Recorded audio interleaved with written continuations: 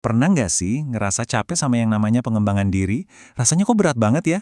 Nah, hari ini kita bakal bedah beberapa ide keren dari buku Jacob Craig tentang pengembangan diri yang ngasih kita cara pandang yang jauh lebih lega. Nah, ini dia intinya. Lupakan deh soal jadi sempurna.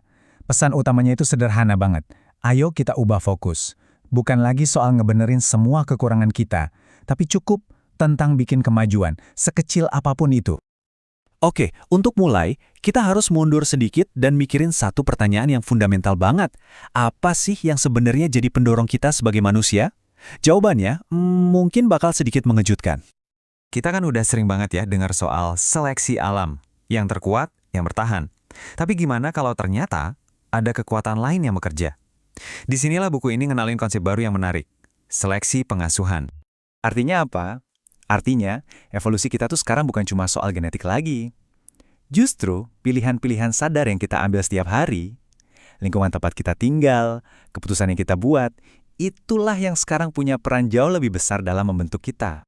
Dan ini mengubah segalanya loh. Kalau pendorong utama kita adalah kemajuan, maka pengembangan diri bukan lagi soal memperbaiki diri kita yang rusak. Ini tuh jadi dorongan alami kita buat tumbuh, berinovasi, dan jadi lebih baik. Semuanya dimulai dari dalam diri sendiri. Jadi, kalau tujuan baru kita adalah kemajuan, terus mesin penggeraknya apa dong? Jawabannya ada pada satu hal yang kita semua punya, nggak peduli siapapun kita, yaitu kekuatan untuk memilih.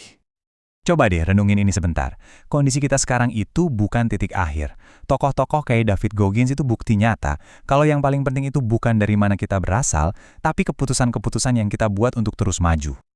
Nah, setiap pilihan kecil yang kita buat untuk bertumbuh itu akan membuka yang namanya kemungkinan yang berdekatan. Bayangin aja kayak gini, Anda buka satu pintu, ternyata di baliknya ada 10 pintu baru yang sebelumnya bahkan nggak kelihatan sama sekali. Ya, jujur aja, pertumbuhan sejati itu jarang banget rasanya nyaman kan. Justru dengan sengaja melangkah ke tempat yang bikin kita sedikit nggak nyaman, itulah kita nggak cuma belajar hal baru, tapi benar-benar memperluas batasan kemampuan kita. Oke, filosofinya udah dapat. Keren. Tapi pertanyaannya, gimana cara prakteknya? Gimana cara kita mengubah semua ide ini jadi tindakan yang nyata? Yuk kita lihat alatnya. Ada banyak banget metode di luar sana ya kan? Tapi ada satu alat yang disorot di buku ini yang, luar biasa simpel tapi powerful banget untuk membantu kita fokus pada hal-hal yang benar-benar penting.